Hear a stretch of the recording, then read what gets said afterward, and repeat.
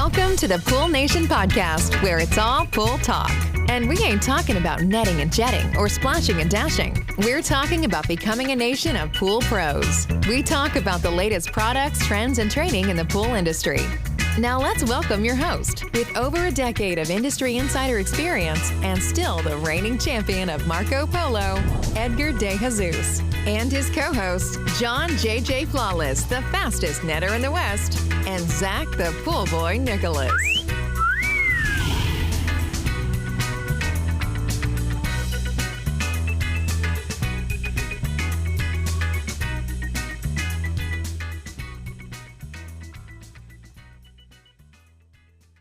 Pool people, welcome to the Pool Nation podcast. I am the reigning champion of Marco Polo, along with John J.J. Flawless, the fastest netter in the West, and the famous Zach, the Pool Boy Nicholas. Today we are in studio, and guess who's back? I'm here again. I thought I'd wait, guess who's back? Back again. Yeah. I was kind of talking about Spider. Spider's always here. He's not back. He lives here. Spider was gone last week. I was gone. So that's okay. I broke my heart. rolled that whole thing out right there. Spider, I was trying to hook you up and almost like a drum roll, and then Alicia stole the spotlight. I'm heartbroken over here. She likes being back too, though. Yeah, So. I thought you were excited to see me, but Alicia, whatever. Yeah, okay. Gladly. So what's that, Spider? I said I will gladly defer to Alicia anytime. There you go. Absolutely. So. Anyways, we are back in studio with the Cannonball King himself, Mr. We've been practicing. Mr. Spider. We're a little bit out of practice, but it's because he had a vacation and we needed him to he probably enjoy earned that. the vacation and that kind of stuff. And then I walked out the door this morning, immediately got stung in the face. So how is your face looking? I mean, no worse than it was before. So you know what you're supposed to do? They say that what you're supposed to do is find somebody, and in this case, they would have had to suck on your face to suck the venom out. So many comments that I'm filtering out right now. Just right off the top. Yeah, just filter's still working. You're going to have to give me a minute. I haven't even talked about who's on the podcast, and she's already vetoing what I'm saying. I'm new here, but I'm not volunteering. Anyways, everybody, we are talking to Alicia Stevens and Rick Harvey with Biolab, and Rick Harvey is Steve Harvey's brother. Yeah. And the big question is, did he do it? Did he do it, right? With all the stuff. I guess time will tell. Question is, does anybody know where Rick Harvey is? I know you won't give up the information, but... Wait. You mean Steve Harvey? I'm sorry, Steve Harvey. Steve Harvey. Is he in hiding? I don't know. Because I mean, I don't talk to him on a regular basis. So. DiCaprio is out of the country, right? Yeah. He's kind of hiding. Coming back. And everybody, all these famous people are really kind of low key. Yeah. You know, so... Probably in his house in Buckhead instead of out in L.A. Probably, yeah. So, anyways, Rick got the good looks, and Steve got the fame. But I'm not sure you would trade that right now for anything. Not right now, no, for not sure. right now, right? No, I'll keep, I guess, my looks, and we'll go with that. You'll keep your low profile. I'll keep my low profile good looks, yeah. Now, the question is, did your brother ever invite you to a Diddy party? No. No. Be very clear. I want to put that out there publicly. I've never been to a Diddy party. I can confirm that Did I have he go? No, he didn't. No, he didn't. There you go. Yeah, no. Oh, we were just joking around, having a good time with that. And obviously, Johnson & Johnson is no longer a sponsor of the podcast. Well, their stock prices dropping Their stock rapidly. prices are down, Zach. Yeah. They called me today, and they're like, hey, we can't sponsor the podcast anymore because our forecast for baby oil is down for the next, couple years. So Less volume, yeah. Yeah, less volume. But anyways, I want to welcome everyone to our live podcast, a podcast where it's all pool talk, and we ain't talking about netting and jetting or splashing and dashing. We're talking about pools. Becoming a nation of pool pros. And yes, we will talk about the latest pools, products, trends, and training in the pool industry.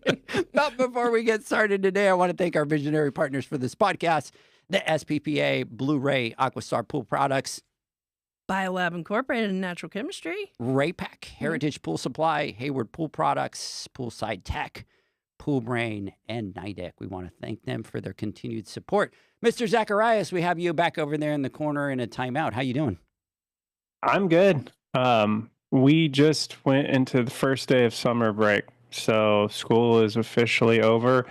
So it seems very calm at this moment, but that can change in a flash. Yeah. Yeah, I'm like looking around to see where they're all at and where they're going to come out from, but got it under control right now. So it's going to be a long summer for the next few months. We're ramping up here with pools, and then I got the Chaos crew now 24/7. So I will tell you this, enjoy it, because I was an empty nester this year, and I've talked about this 1,000 times, Sure, but yeah.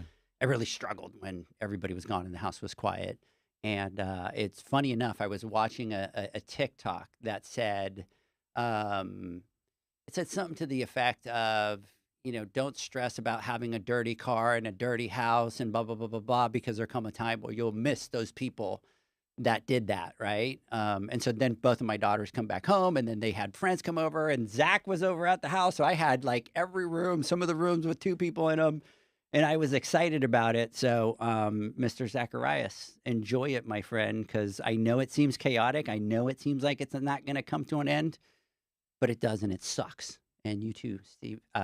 Steve, I'm now going going to to be call part you of this Steve entire because podcast. I want to get the dirt. But Rick, I know that you got girls. They Yeah. play softball. I mean, just enjoy every moment. I even went up to Sienna's room last night because she was upstairs and I hadn't seen her all day. And I go up and I scared her, and she's like, "Why are you coming to bug me?" I'm like, "Oh, you're home. I'm going to see you every day because then you're going to go back to school." Gotta So, bank it up, I right? gotta, I gotta Yeah. bank it up, right? Yeah. So I did try to pull a fast one on her, but it didn't work. I tried to do that TikTok where they have the Apple sound and you put it over their phone and it sounds like it took money from them. Yep. And I did that to my wife, and my wife was like, "What are you doing?" And she's like, "Well, it doesn't matter. It's the same account, so you can clean it as many times as you want." Whatever, She's like, "Whatever." Yeah. And then I went upstairs to Sienna's room being all funny, and I'm like, "Cling!" And she's like, "I've seen that TikTok." So I'm like, "Whatever." I'm cooler than you Yeah, are. you gotta remember they're ahead of you on that I stuff. gotta get that. Yeah. Anyways, Mr. Spider, good morning. Good morning. That did That's not it. sound That's very that's No. all we got after vacation. his Good his morning. swollen nose is Is getting that in what the it way. I is? think He gave it up. Yeah. He gave that away earlier, Yeah, right? So yeah. Can you see the buttons back there? Yeah, the Spider? buttons are all right. The buttons are all right. That's the important thing. Yeah, I can do this whole thing by ear. by ear. Yeah. Sorry about the video though. Yeah, again, it's hard to perform miracles. I say right? that even when I haven't been stung on the face by a wasp. Oh, Alicia. So, Alicia, good morning. Good morning. What's going on? Listen, we are excited to have you, and every time you come into town, it's a hoot, it's a ball. You know, Yeah, you well- say I'm going to give you a chance to talk. I'm like, I'm in. Like, I don't even care who we're talking to. Let's just talk. So Let's here I just talk. am. Yeah. And it was funny, Rick, because she was saying, "Oh, it's going to be awkward because I'm just going to sit here in this corner." And you, what did we say? No. we know that you like to talk and you're good at it, right? And I figured you could help the flow go well, so it's good. I'd prefer it. Wouldn't rather do it with anybody else. I so. promise. So it's your show, Rick. I'm just here to add the color commentary today, and I always have a lot of Basically, color she's saying I'm commentary. boring, so it's going to add. She'll no. add some flavor and flair. No. Do you Flavor and flair. I like You that. like That's that? my Do, style. do you want me to tell you the truth?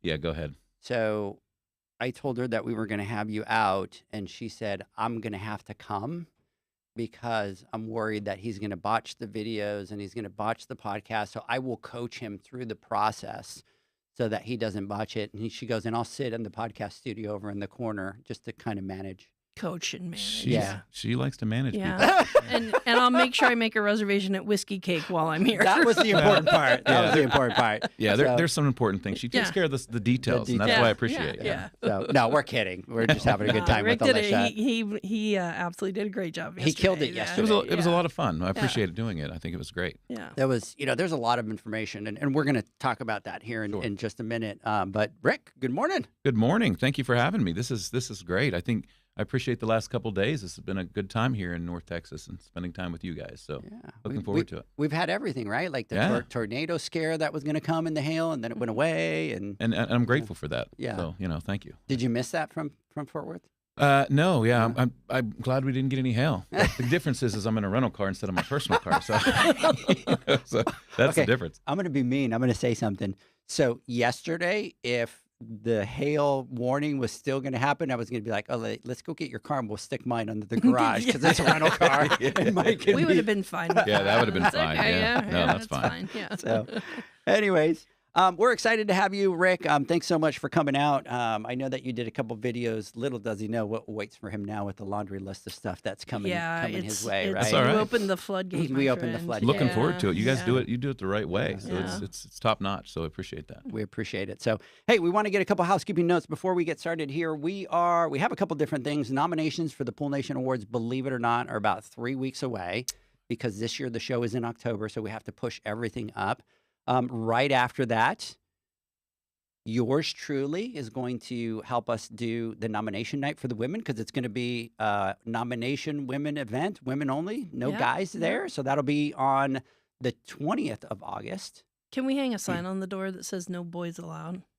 Well, the problem is I have to help you manage the cameras, and so I have to make you look good. So maybe you can give me a badge that says exclude, allowed. Okay, Edgar allowed. Yeah, and then Spider might be there or Michael. Yeah, that's So- fine. That's fine. Well, so- a select group, but okay. otherwise, no boys. Spider, allowed. can you Yeah. get your server outfit? You and I we can be servers just so we can be in the room. I think that would be After good. yesterday, Rick just wants to come Yeah, to the women's summit and hang that's out. right. So he's Sounds like a great I'll serve the time. drinks. I was Yeah, like, I'll serve drinks. I think all the ladies would agree. If Put a you're little- serving little bow drinks, you tie. could come. Yeah. So, Little bow tie on. Yeah. And nothing else. All black. Well, yeah, I don't know about nothing else. But Let's not get crazy, We, Spider. we want people to stay, Spider. Yeah. But anyways, and then from there we have the PSP Expo and we have the $10,000 Pool Pro Challenge, which will be at the show at our booth. Yep. And that is going to be Wednesday and the final on Friday. Thursday night is going to be the Pool Nation Awards. And then on Friday, we start the Pool Nation Conference. Zach, I think we kind of overpacked our PSP Expo the more I hear it. But we're all in. We're all in. But anyways, it's going to be a whirlwind of the second half of the year. it is. It really is. So we started crazy. We get a little bit of a break, and then we finish with a bang, right? Yeah. You So- know, I used to say like summer from like our side of the business was when we got to take a breath and take a break because all the professionals are super busy. We get to step back for a minute, and Mhm. it seems like we never get the break anymore. It's just No. like full tilt all the time. So I'm waiting for the break. yeah, those are. Yeah. I think Those days are I gone. think they are. I think this is the new norm, right? Yeah. so. Hey, Alicia, you are getting a hi, Alicia, from Natalie Hood. Oh, On hello, LinkedIn. Natalie. So Yeah. big shout out to Yeah. Natalie out there. So, anyways, a couple of things that we have for the boot camp, for the Pool Nation Conference. We are going to be doing what we do best, and that's focusing on the business side of it. We've got a couple classes that we're going to be doing, focusing on the business side, and the first one is going to be, turning pools into profits.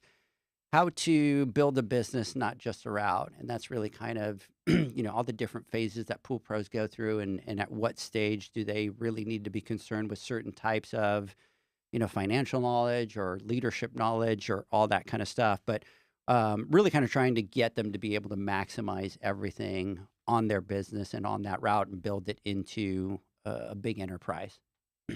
Yeah. And then we'll have turn metrics into money, what your financials are telling you. And we talk about it all the time, how important that financial data is and being able to make decisions. So this will just help you understand kind of how to decipher that and how it can empower you to make those good decisions. Yeah, and the next class that we're going to do is Know Your Costs, Grow Your Profits. And I haven't shared this yet, but we are working on a tool that we're going to put out for all the pool pros. Really what we want them to do is figure out how easy it is to do the math to figure out what's your gross profit, what's your net profit, and all that. And so we are working on a tool that we're going to use in that class where they will be able to kind of grab those numbers, plug it in, and it will be able to spit all that math out for them kind of really nice and simple so they know exactly where they are. And then this one I'm excited about, financial planning and exit strategy, how to build value and prepare for the future. So we really just want to help people understand that you can create a business that runs without you and how you can plan to exit on your own terms. I think a lot of people get to that point where they haven't put a lot of thought into that, and then that day comes faster than expected. And we just want to make sure that you're thinking about it and planning about it. The next class that we're going to do is Profit is Not Cash, right? And so obviously we are lucky that you guys are probably not because you're on the other side, but the service side, we're a very cash flow happy side of the industry. But, we've talked about it, and I steal this one all the time from Hal Denbar, and he said, hey, you can run out of profit once or twice, but you can't run out of cash flow, Right. right? That's right. And that's really important in business, and especially for those companies that want to continue to grow. So we're going to do an entire class on really kind of understanding cash flow and how it helps run your business. And then for day 2, we'll be moving into the talent life cycle, building skills for business success. And it's really just going to be about unlocking the full potential of your team by mastering that talent life cycle. Learn how to build skills at every stage to drive performance, foster growth, create a thriving people-powered organization. Because at the end of the day, we can't grow and scale without people. It's all about your team and being able to do that. Yeah, and then we're going to roll right into developing high-performing teams. And, to a lot of people is, what is a team? What does that look like, right? At what stages should you start to bring on employees? And we talk about the different phases for everybody, especially when they go through that balancing act. They got 80, 90 pools. They're doing everything. And at that stage, they now feel like they need to bring that first person on. But are you ready? Do you even know what it looks like to really have a team? And then how are you going to make sure that they perform at a high level since day number 1? The next class will be the power of partnership, cultivating true collaboration in your team. And it's not just about working together. Collaboration is so much more than that. It's about working smarter together. So in this course, we'll be talking about how to break down silos, enhance that communication, have effective communication. That's a whole different thing. Build a culture where people feel open to expressing their ideas and everyone can unite to solve problems, innovate, achieve shared goals. So this is going to really cover some of those practical techniques so that you can turn collaboration into a powerful driver of productivity and success. Yeah, the next one that we're going to do is dive into got the allergies going today. Good Are Lord. you allergic to me, You're Edward? making me do it, man. Right? What's Yeah. up with that? Going to go into dive into time management strategies. And this is one that kind of comes up all the time. Something that I've really kind of focused on over the last year and a half. There's just a lot of different strategies to it. And talking about strategy, right, into my time management, I do have a big block for strategy, right, to make sure that we're constantly focusing on that. So an entire class on, time management strategies and really how to be able to kind of take control of your day and how to be able to work in your business, but also work on your business and how to separate those from a time management standpoint. I've always wanted to dig into that and be better at it, but I haven't found the time to do it yet. I think everybody can, Kidding. I think everybody can do a little bit better at that. So If you can sure. find the time to learn about time management. Yeah. you just dream about it at night. Right. Think about it before you go to bed. Dream about it Put at the night. book under the pillow Yeah. and do it by osmosis. I don't know. Yeah. Exactly. That's funny. We'll start tomorrow. Yeah. Yeah. Right, yeah. It's always Well, tomorrow. it's a long weekend, so start on Tuesday. Yeah. That's Yeah. true. Yeah. Wait, I'm kind of busy Tuesday, maybe Wednesday. Exactly. Second Tuesday next week, right? So then we'll talk about driving results through accountability. So how you can hold yourself accountable to taking the time management class and following through with it. But this is just really going to talk about the power of accountability. And once you become a leader, like things start to change. And it is such a difficult thing to transition from not being accountable or holding people accountable into having to do this. So this course will teach you how to set clear expectations, create ownership at all levels, foster a results-driven culture. You'll learn the practical tools and leadership techniques to hold yourself and your team accountable. And this will ultimately unlock higher performance. It'll improve your consistency, and it'll help you create that lasting, successful business. So, hey, Jeanette, good morning. Big shout out to you. Kevin is reminding us that there's 152 days until the PSP Expo. Because that's not a lot of stress. Yeah, that just Yeah. added another level, right? Well, I'm going to Hey, challenge. Jeanette. I just want to say hey to Jeanette. I love her. Absolutely. So the question is, how many days are left till the Women's Summit? Not enough and way too many. Take a stab at it. 52, 52? 92. 92? I Rick, take a guess. It's August 21st. August 21st, 65. No, 73. don't know. We're bad at 73. math. We're just guessing here, so it's Yeah. like Math wasn't my thing. Yeah. We are 89 days away. 89. Okay, so So you're pretty close. Yeah, So, yeah. But you went over. So, yeah, you went So over. I So Rick won. won by Yeah. by $1, that. Bob. Well, it wasn't $1. It wasn't that close. So, hey, so talking about the Women's Summit, Alicia, you want to talk about it a little bit? Yeah, really looking forward to it. We've got a really great lineup this year, and I think the agenda is going to be great. We've got a cool theme going on, and Doreen and I spent some time talking about it yesterday. And yeah, it's one you don't want to miss. It's filling up fast, so if you haven't signed up, ladies, please get registered for it. But it's going to be 2 days of just a lot of really good content, networking, a lot of fun, and somewhere along the way, I don't remember how it happened, but I agreed to do some comedy in there. So That's right. Talk about that. yeah, Great. so so at my big BioGuard event this year, one of the things we did, we had a keynote speaker that talked about bucket list items for your life, and one of the, we all had to write down one thing that was on our lifelong bucket list, and mine was to do stand-up comedy because I've always wanted to do that. And so I wrote it down, I put it out in the universe, and now I have to do it, Now you right? have to Because do it's like I put it out there. So this will be my kind of, I've done a practice run, but this will kind of be my first quote-unquote show. So no better place to do it than the safe space of the ladies of the Women's Summit. So hopefully it'll go well, and ladies, be ready. If you laugh, great, and if you don't, get out. Now it makes a lot of sense, Rick, because we were talking about the strategy of the comedy show, and I'm like, well, once we're done, we could go over to the venue, and then you can do your comedy. And she's like, no, I think we need to wait about an hour for everybody to eat and that kind of stuff, so they're ready. It makes sense now. What she really wants them to do is drink a lot before. Absolutely. Yeah, I'm not dumb. Was that part of Edgar. the strategy? Yes, I'm not dumb.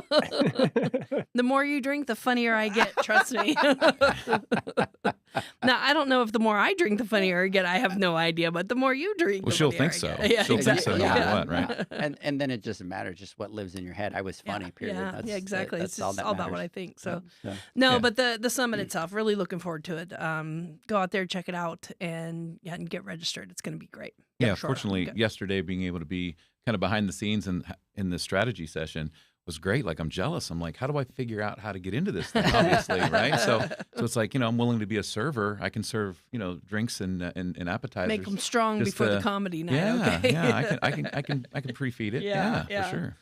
So no, it's going to be great. great. So having looking him, forward to it. having him as a bartender is a good thing. Like double pour into Yeah. you're going to find this Yeah. funny. Yeah. This is going to be really You funny. will Not funny find this yet. one. Let me help. Yeah. Are you going to cheer for her or not? That's Yeah. going to be dependent how much alcohol you get on this drink. Yeah, there's So, going to be buzzers on the seats, right? Yeah, So if they right. don't react, we can Yeah, hit it. there you go. Watch from afar. There you go. Yeah, Either that or I think you'll be great. Obviously, Alicia, I've known Alicia a long time. She's very funny, so I think it'll be a good thing for the women for sure. she's going to nail it for sure. Well, I appreciate the opportunity. I always say I don't get nervous anymore, but this one I'm nervous about. So Really? yeah. She's admitted that. Has she ever admitted that in front of you? No, I've never No? seen her get nervous. So I think it's something new. It's something she's wanted to do. It's on her bucket list. So, anytime you try to do something new, you kind of get a little nervous the first time. Problem is when she does it the first time, she's going to be so comfortable. She's going to want to do it all the time and that kind of thing. So This might be her shifting where every time she goes and tries to do an education class, it's more comedy than it could than be. education, right? She obviously adds or honestly adds, a lot of comedy into your education as it is. So I think that's one of the things that draws people to We're not laughing, to we're your not classes, learning. That's right? my motto. Yeah. So you make it fun, right? Yeah. It makes it fun. So that's a good thing. Oh, hey, big shout out to Jesse out here listening, Miami Blue Pro, Lindy. And by the way, Jesse, doing great. First time listening to you guys. Really appreciate it. Thanks for jumping on. And then Lindy is going, woohoo, can't wait to hear your comedy special. Lindy. Hey, Lindy. So big Thanks shout for out. jumping on. Yeah. Allie, big shout out to you. That pool guy, Pool Guardians, Pete the Pool Guy, big shout out to you. Alexa, big shout out. Berry Blue Pools, Penn Valley Pools, big shout out to you guys out there as well. Okay, so let's get this podcast started. By the way, see what happens? This podcast is all about Rick. And then... See, I'm enjoying the color commentary, so this is good. Right? I'm turning it off. Oh, no. Quiet as a mouse. Don't do that. Everybody's here to listen to you anyways. Quiet as a mouse. Mickey Mouse in the middle of, I don't know, but quiet as a mouse. Here's Squeak, the thing. squeak. If you have any tea that you want to spill on Rick or any of that kind of stuff, Zach and I won't be upset. She's got probably more than a lot of Probably teeth tea. for our 15-year friendship. There's been plenty. So now is the ask. because he's live. So you Mhm. got to make sure that anything that you want, at least at the break, be like, unless you give me this, I'm going to spill some tea. You're not wrong. You're not wrong. But I will say this. I won't share this on the podcast, but Edgar asked me afterwards about the time I taught his 6-year-old about the birds and the bees because she asked. when she was 6, right? When Yeah. she was 6 and I was babysitting. So And you can't say that now on the air and it's leave too everybody long of a story. leave everybody hanging. No, I don't it's know. too long of a story. I don't know that it's not too long of a story. It's a funny story. Like people are going to be upset. Maybe after the break, but you go Okay, ahead. Get started okay, with it. all Yeah. right. Yeah, maybe All right. after the break. We'll see. Yeah. So, Rick, tell us a little bit about yourself. Well, thanks, Edgar. My name's Rick Harvey. I'm the Senior Director of Sales at Biolab, so I manage the BioGuard dealer direct business for the company. Married to a beautiful wife, Lisa. I've got 2 young daughters, a 15-year-old and a 10-year-old already. So it's kind of crazy how fast they grow, right? Both of them are, deep into travel softball. Keeps us very busy. So, we talk about time management, right? It's tough when you've got 2 kids in sports, and you're running one place to the next every weekend. You don't get a weekend off. But you wouldn't trade it for the world. I bark every once in a while between the travel and the cost and all that kind of stuff. But I enjoy it a lot. So when you're not doing it, it makes a difference. And, both my wife and I both coach our daughters on our daughters' teams, travel ball teams.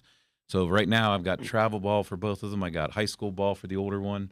And basketball will be starting before you know it for the youngest one too. So it's nonstop. But it's if I'm not at work and doing what I love, I'm at softball coaching and getting to watch our daughters grow and get to spend that time with them, which has been great for us. So What I he enjoy it. doesn't have is time to drink bourbon with his Yeah. friend Alicia. Alicia, But yeah. Well, which is Well- probably not a bad thing for my health, actually. He doesn't have money either. right. Because with the softball and the baseball bats and the basketball. the travel and That's why Alicia always invites me to her house so I can drink off of her, Yeah, her selection. like But I got the bourbon. You just come on on. a budget. Yeah. Hey, a couple quick things really quick. Janette is saying, good morning, Alicia. Michaela with Pool Brain is saying 89 days away. Woohoo. She's coming to the Women's Summit. Nice. Maria from Ensenada Pools. Hello, Alicia. You'll do great, Alicia. Excited for the comedy show from Michaela. And then Amy Margaret. Hi, Alicia and Rick.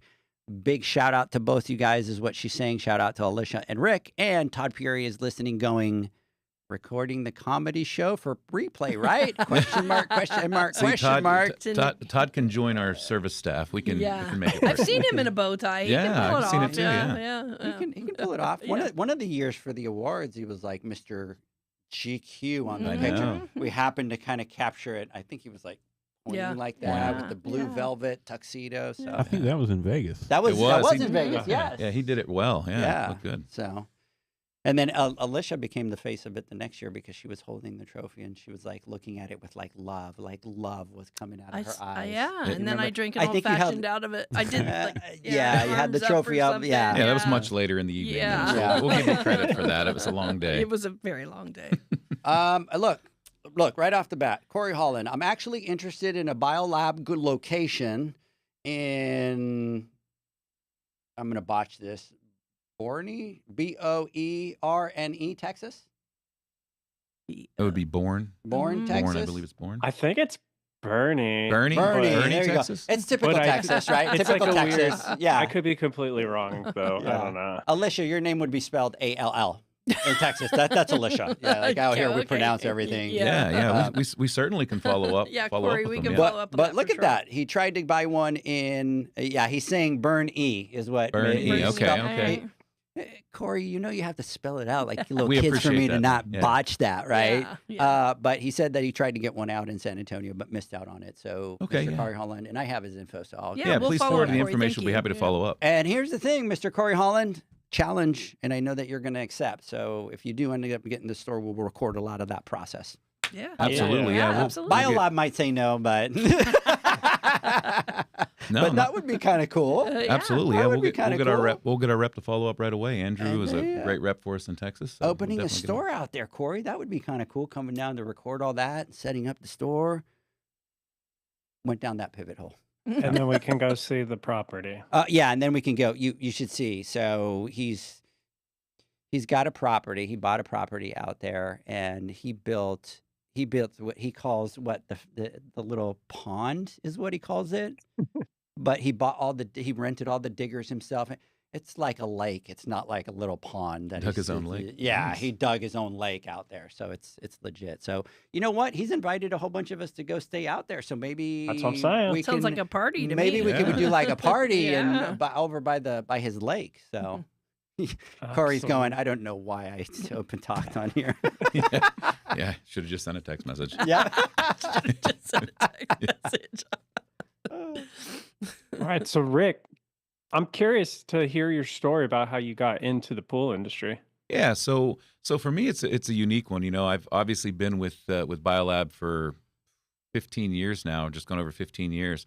But it really started. I was in the working in the beverage industry right out of college. So working for Red Bull North America, I guess, and doing on premise, the fun stuff in college, and then it trickled into working on with mass retailers and things like that for Red Bull in a distributing company called Power Pack Beverage. Excuse me. And I love doing that. I enjoyed it. Spending evenings, hosting parties at clubs and things like that was a lot of fun. But then I got to the point where my first daughter was on the way. It was married, first daughter's on the way, and the company did some restructuring and they were moving the stuff to Philadelphia. I was living in central Pennsylvania at the time. And I decided that, I need to start looking at, maybe a little more of a grown-up job, right? So let's see what's out there. So I started looking around, worked with recruiters. Biolab came up as an option to actually to be the sales rep in the Northeast part of Pennsylvania, Maryland kind of thing. So I applied. I thought, you know what, why not? Let's, see what it is. I don't know anything about the pool and spa industry. I know what a pool is. That was about where it was in the beginning, right? So, and then I did. I applied. It took a while. I thought I didn't get the job, so I was like, all right, moving on, whatever. And then they called me up and said, hey, listen, we'd love for you to come to work for us.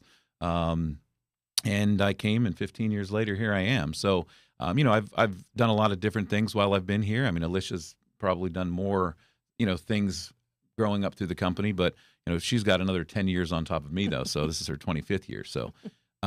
But yeah, it's been a great time. I love what I do. So, and getting to work with great people, both at Biolab and in the industry. So it's been a lot of fun. Yeah. So Zach, we had Rick come out, and I had met Rick before, but I think obviously it was always kind of conversation in passing. We never kind of did a deep dive. And normally when you hear, they're in sales, you just kind of figure, they just kind of do sales. But yeah, you're really a ball of knowledge, especially when it comes over to the business side of things. And we kind of started going down some rabbit holes when we start talking about business. And, you came in yesterday, you did 2 great training topics that we're going to put up on the Poolman University, right? And a lot of it was, you got my attention, and I was kind of sitting quietly in the back of the room, just kind of consuming all the content. But, obviously, you've got a lot of experience with regards to the business side, which excites us because we want to, continue to push that side of the business for the pool pros. And you've got both, right? Like you've got the service knowledge, you've got the retail side.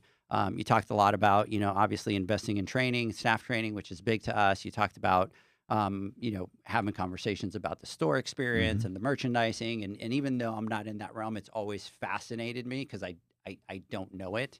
And, you talk about building, loyalty programs and, all these type of things and leveraging social media and all that.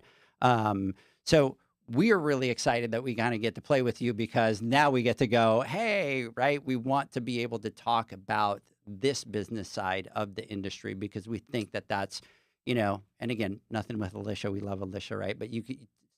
Water chemistry. I can't talk about the things Rick talks about. Yeah, and that's the first thing I said. I can't do that. Yeah, that's what I'm talking. Like you can go to a show and you can take a water chemistry class, or you can go online and all that kind of stuff. But there's really not a lot of the business talk.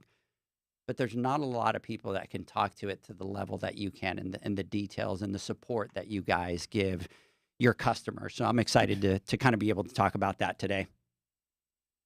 Yeah, and I want to dive into education because, getting to hang out with you guys through the years, it's really clear that Biolab has a big belief in education. And you guys have built a big part of your business on educating and giving tools to your customers.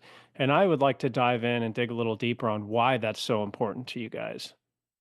Well, I mean, I'll step in. Obviously, Alicia's our education director, but I think the foundation for what we do, specifically, with Biolab and our BioGuard brands, of which I represent, is that has been the foundation from the very beginning. Early on, 60 plus years ago, the decision was made that, listen, you've got to make sure that you're not only educating your teams in the field, but you got to be educating the sales associates in the stores and the people that are out there selling your product on the ground, right?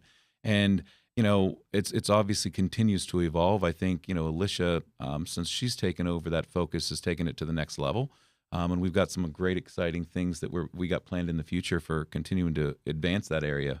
But education is not for us. I mean, when we really try to focus our sales team in the field to be more business consultants to our customers than just sales guys or gals, right? I think, and it's important because you can ask a lot of our BioGuard dealers across the country and they'll give credit to the fact that, listen, we're successful today because of the support that you gave us early on, right?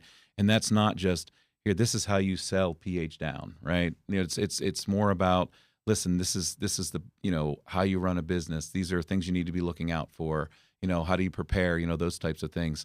And I think that's what really made a big difference for those customers, and we continue to grow on that, right? So we want to focus to train our team, the train the trainer type mentality, so that our teams are communicating and working directly with the dealers out there, whether it's a new dealer coming on or somebody that's been here a long time. And let's face it, it opens the conversation with our dealers too. A lot of our dealers out there do some great things, right? And so it allows us to kind of share that experience that some of them with using networking, right? At our annual events and things like that. So we want to make sure that they're sharing that just so that everybody can be successful, because we're, one big family here is how we promote it. And we build everything on a base of education. Absolutely. I mean, absolutely everything we do. And our leadership backs that every step of the way. So everything that we do, from our online stuff and our events and, our marketing programs, and everything that we do is based on, experts, premium education, making sure that everyone from, the very top of our company down to the consumer that's putting products in the pool is well educated, not just on chemistry, but every step in between. Do you understand the chemistry? Do you understand why you're doing this? Do you understand the importance of it? Do you understand, all the different things that you need to understand? So our dealers, as Rick said, they, they're like, yeah, you taught me chemistry. Yeah, that's fine. But you taught me the metrics, the numbers, the finances. You taught me how to grow my business, how to market my business, how to do all those things. And that's what Rick is really good at. And kind of what we started to dive into yesterday is it's so much bigger than, yeah, let's talk about why we sanitize pools. It's important. That's important, right? But it's so much bigger than that. And I have been with Biolab for 25 years. And from the very beginning of that, the importance of education has always been at the forefront of this is what helps drive us and what helps make us successful. So, and I have done a lot of different things, but for most of it, it's had an education component to it. And it's always been such a big focus for us because we know how important it is. And hopefully we'll, in the fall, I'll be back here sitting here telling you about some really cool things that we are getting ready to do with our education programs for BioGuard specifically that are going to be really, really neat. So, yeah. And what I love about you guys, it's one thing to, have education and educate your customers, but it's your approach to it. And Alicia, you said it earlier, and I'm certain I've heard you say it multiple times in the past. You're not learning if you're not having fun. And I think that's so true. And, we've talked about it before, but it's like every time some of my team has been able to participate in one of your guys' classes, it's like they're always walking away like motivated, uplifted, excited. They had fun in it. So I appreciate the way that you guys take that approach, because I think it makes it just a whole much better learning experience. I think we've learned a lot over the years to how to adapt the trainings too, right? I mean, there was a time where, the training was all about super technical, and that's how you were training. And then, Alicia, looked at it and said, listen, we need to evolve that, right? We need to start, training how we want, you want the sales associates in the stores to communicate with the customers. Otherwise, they're trying to talk super technical, right? To to, a person coming in, a consumer coming in. So that shift, I think, is made it more fun and I think more enjoyable. And so then, the staffs in the stores are having a lot more fun talking to the consumer, which helps build relationships. And, we talked about that yesterday during one of the recordings. This is a relationship industry, and building that relationship allows you to build that trust, right? You build that trust, they're more likely to come back every year, right? Or every time they need something. So I think shifting and training and how the approach and how you train helps build, further communication with your consumers. Right. Now, let me ask you, I have two questions. One, so Biolab, built on what it is as a company, you go to some of these big companies and they kind of have on the walls what the missions are and stuff like that. Is your education part of that? Is your education part of that message as a company? Yes, it is. I mean, education is definitely one of the core, our Pillars. core, one of the Pillars. pillars. Pillars, Yeah, sorry, I was searching for that word and couldn't come up That's what with I'm it. here for. That's what we do.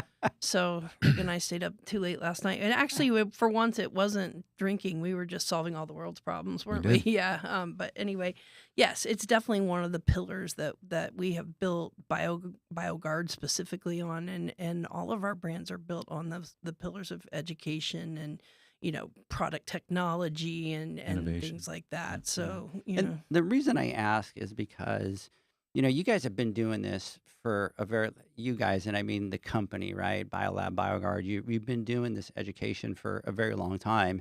And to me, it had to be because as you go through the times and the economy slows down and the forecasts don't look good, that tends to be the very first thing that goes, right? Especially for a big company like that looking to cut, right? Like, let's cut education. And I mean, over the last couple of months, I think the whole world has gone and a lot of people have cut. And where I've seen the most is in training and education and leadership and HR and that kind of stuff. And so to me, it has to truly be at the core of your belief as a pillar, because I mean, you guys have been around for 100 years, however many years, and that still seems to be the core focus for you guys. And I was invited to one of your events, and the money that you spent for that event, I can tell you this by just putting on the Pool Nation Awards, it's a drop in the bucket of what we spend, and we spend a lot of money, right? But to put on an event like that for your dealers, the education, the thought process that was all around giving them the right tools to be successful, right, has to be at the core of what you do, because if not, companies, that's kind of the first thing that they cut out. And I wish a lot more companies would do that, because a big push for us, and one of the reasons it's so easy to partner with you guys, is because we have the same belief, you have the same belief, so they just blend somewhere in the middle. Right. We don't have to do any work at our relationship because our core is exactly the same. And I've had the honor to meet a lot of your guys' customers and a lot of these legacy stores, and their stories are the same as ours, right? They're just, for us, I talk about it all the time, the poor retail people just kind of get left on their own little silo over there, while builders and servicers, and it's like they're part of the family. They belong, with us. But I think one of the great things is to see somebody say, we know that this costs money, because damn it costs a lot of money to do that, right? But knowing that if you guys give that education and give them those tools, they're going to be successful, right? And it's going to in turn make you guys successful. Yeah, absolutely. I mean, we're very fortunate. I think, with our leadership team, I think Alicia mentioned earlier, that understands the value of education, right? And with branding. And so they continue to support that as we move forward. So, I'm very, hats off to them because I mean, let's face it, you're right. A lot of companies look at it like, okay, where can we make cuts? Let's do this. They've been steadfast, and whether there's been changes in certain roles at the top or not over the years, that's one thing that they're focused on. Ted obviously does he's very big on education, so that helps, and same with our further leadership and executive leadership team. So that's one thing that we don't have to fight to show the value of education. Yeah. And not to say that we haven't made changes over the years to, we make changes to budgets just like everyone else does, and we change our formats and, all that stuff as we go through the ups and downs just like everybody else does, but we never cut We may change the format of our education, but we never cut the amount of education that we do, because we do, we do understand the importance of it. And one thing that we do specifically for our BioGuard brand is, we're focused on making them the most premium dealers that we can possibly make them. And Rick does a really amazing presentation on, being a premium dealer and being educated is a huge part of that. And we have to play our part in that, like if we want you to be a premium dealer and sell what we would consider premium products, we got to play our own part in that. And that's on us to provide. And Right. so we take that very seriously, for Yeah, sure. I mean, yesterday we talked about training and staff training, why it's so important, right? And that's funny. That's And- my next question for you. But Sorry. go ahead. No, Sorry, I that's didn't- perfect. I didn't That's mean to perfect. jump in front of it, No. but I think it's really important for whether it's your service company or construction or retail, is making sure that you invest in your folks, right? Make sure you're training, make sure they understand the pieces so that they're more comfortable to promote and sell. One of the things that I hear people say all the time is like, no, my sales folks in the stores will sell. My service guys go out and do service. And I said, you're missing the boat, right? Your service teams can be your frontline sales folks out there, right? They're the ones that are out there. They're seeing where the issues are. What, you need a new pump, you need filters, whatever it might be. And it shouldn't be, let's, go back and have a sales associate call and let somebody know, like do it right then and there, because, the consumer, they're paying for you to come into that backyard to take care of their pool.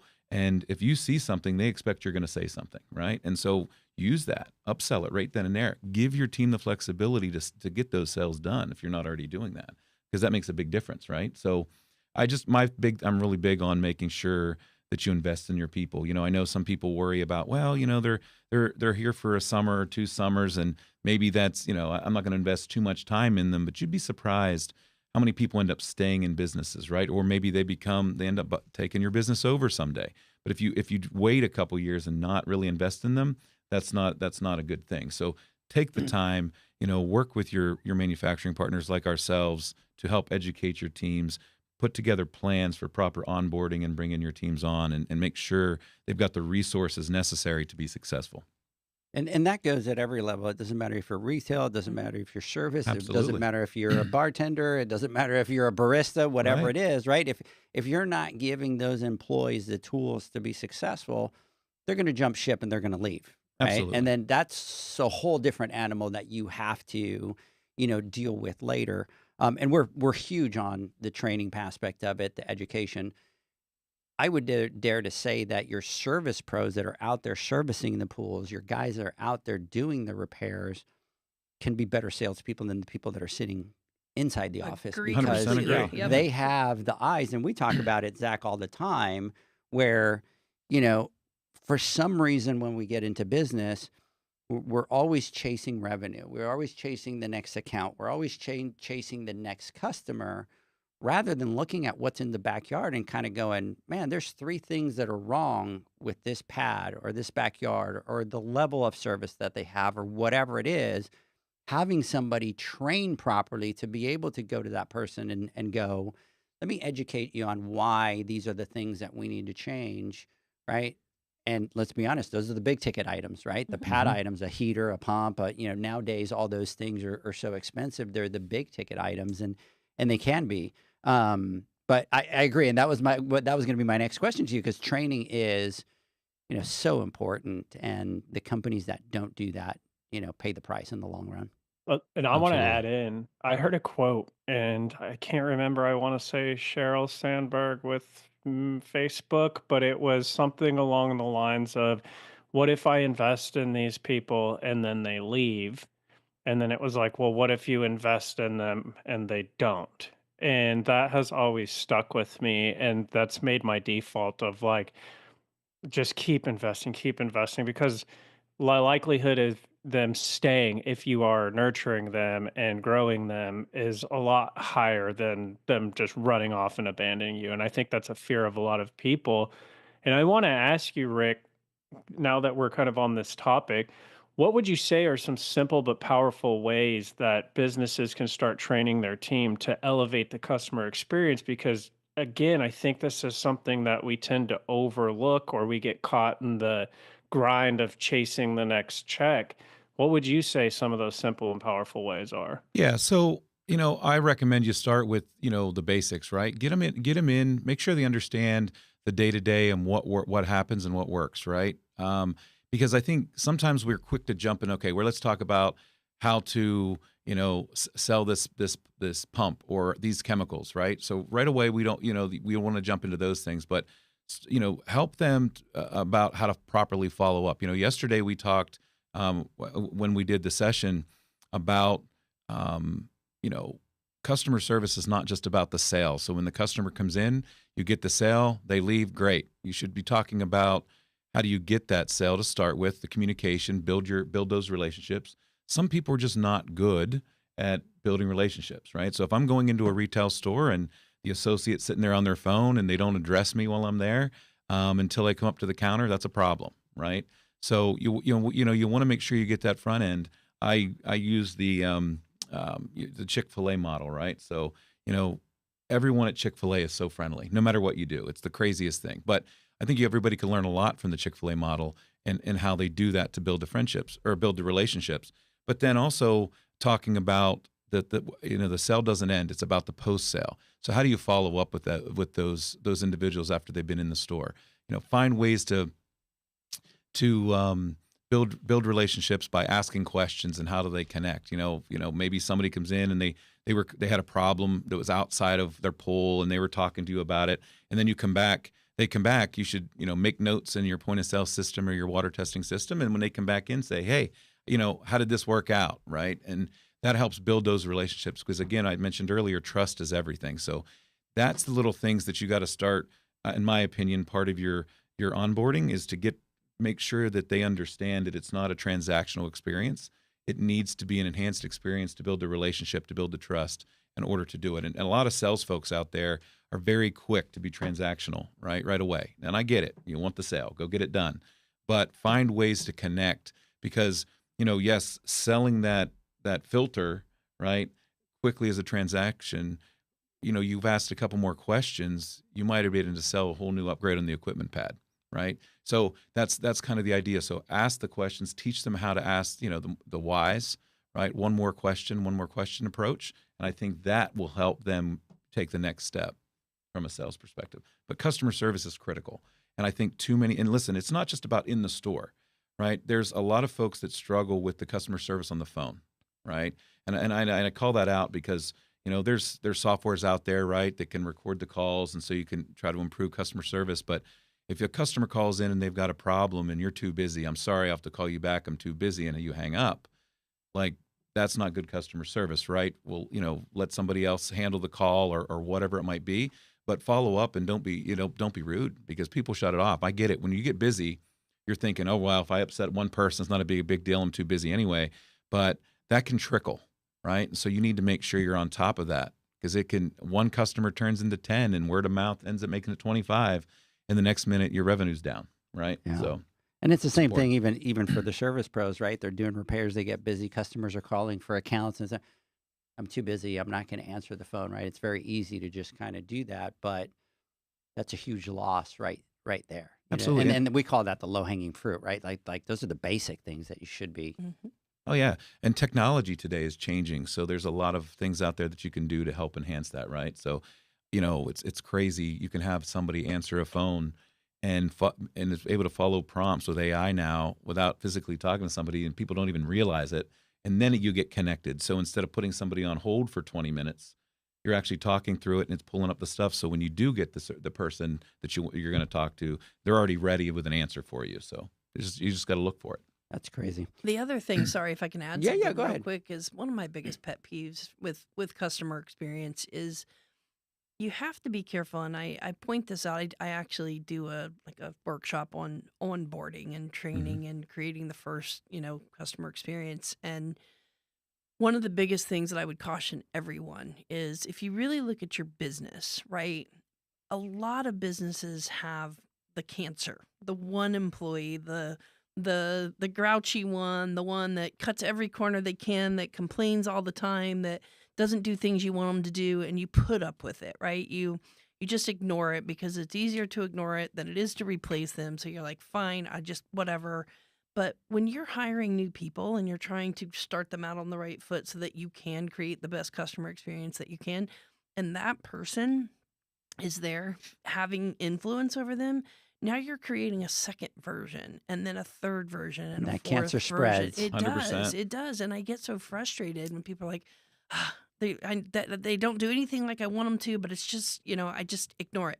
That's a terrible approach to, and then you end up causing problems where the customer experience is bad because they're learning, at the knee of the person that is, mad at the world and is helping to create that. So if you do have that person, get rid of the problem and start fresh with somebody that's not going to do that. Yeah. I see it all the time. Yeah, and I think that comes down to hiring, right? When you're looking, and I get it, right? In our industry, sometimes it's tough to find good people, but I'm a big believer, and I know my teams always hear it when we're hiring for an open position, but I look to hire energy, right? I can teach you the rest. I want energy because that helps. That makes a difference in whether it's a retail or a service situation. Like you want somebody that's going to be energetic, that's going to be a go-getter. Because if you don't, you're right.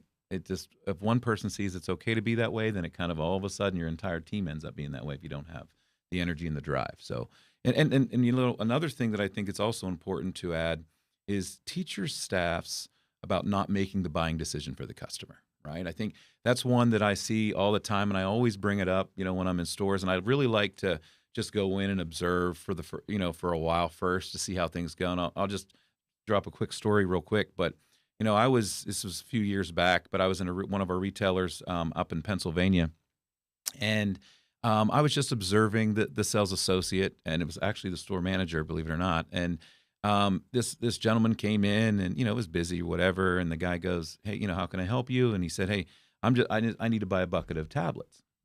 And so the associate said, "Yeah, no problem." So he went over and got, some plain white trichlor tabs, and he put it up on the counter. The guy paid for him and the guy left. And so I walked up to him. I said, "What'd you do wrong there?" And he was, "What do you mean? I sold a bucket of tabs and didn't do anything wrong." I said, "Well, why'd you sell him the basic tab instead of a premium tab? In our case, Silk Guard Complete." So, and he goes, "Oh, well," he goes, I didn't want to bring that up because he didn't look like he had a lot of money. Right. So I said, "All right." He didn't look like, I said, "So what did he look like?" "Well, he just had a raggedy t-shirt on and ripped jeans and things like that." And I said, "What you did not see is he took that bucket of white trichlor and he put it in the back of his Mercedes and he drove away. He's just a guy on Saturday that's dressed down." Yeah. So you made a decision, and so you gave up profit because you assumed that he couldn't afford it, right? You always start, and we talk about premium. I said, listen, if you are a specialty retailer, you got to understand that the consumer's coming into you to get the best possible product that they need, right? Otherwise, they'd be gone to big box, right? So they're going in to get that best product. So it's your job to give them the best recommendation of what they should be using in their pools or spas. Then if it turns in, well, listen, I don't want to spend that much money, or I got a budget or whatever, then you can adjust that. But you always go premium, work your way back, because again, you're a specialty retailer. If you want the basic stuff in there, guess what? They can buy that anywhere, right? But your job as a specialty retailer is to give your customers the best possible recommendation. Zach, did that remind you of anything? It reminds me of when we had a small retail section and Leslie would work the store. She would tell people all the time, they'd be like, "Oh, what about this enzyme blend product?" And she'd be like, "You don't need that." I know. I'm like, no, they want that. But Did you say, "Honey, you don't need that new shirt, ring, pair of shoes either," because that's what you're doing right now, right?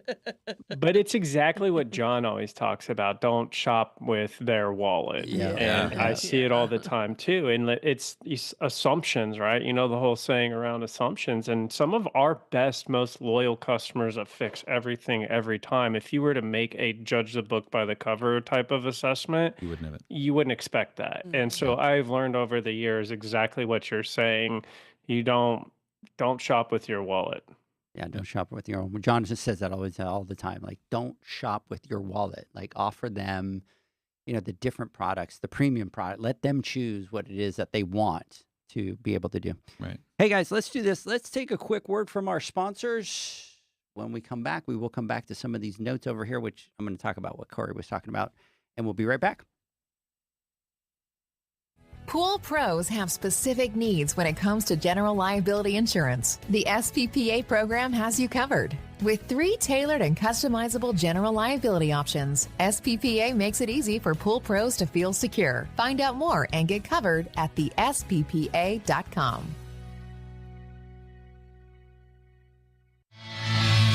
Now available, Pool Invoice. Pool Invoice is a pool billing software created specifically for the pool service and repair industry. It's developed for our industry and only our industry. Pool Invoice is built with recurring billing in mind. You can print, email, text invoices, or even send via WhatsApp. You can add reoccurring or yearly charges, accept credits, and set up autopay. You can even see when customers have seen the invoice. It even has a customer portal where they can log in and see, print, and pay invoices. It has all your customers' information on one page, so you don't need to search through hundreds of invoices looking for the one you need. Just go to the customer profile and it's all at your fingertips. Created specifically for the pool industry, Pool Invoice. Now available at poolinvoice.com.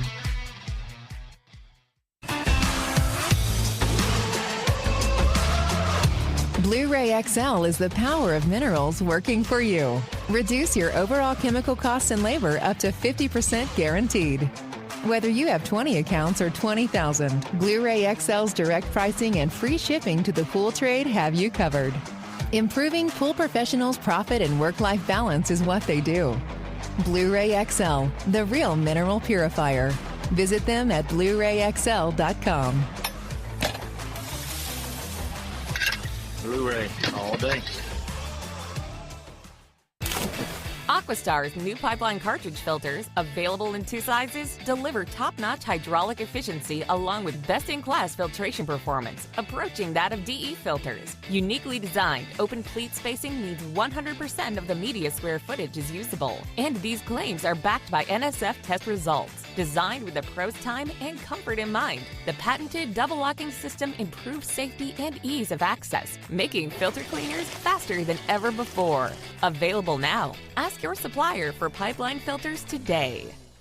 Natural Chemistry, a leader in specialty water care solutions for over 30 years, is proud to provide products that make pool service easier than ever before. Its unique enzyme formulations in Pro Series Pro Blend improve efficiency of your pool program while reducing frequency of filter cleaning and scum lines. Natural Chemistry is also well known for its wide variety of phosphate removal solutions that include a non-clouding formula in Phos-Free and extremely high-range removal with Pro Series Phos Remove or Phos-Free Max. Save time, save money, save work with Pro Series products.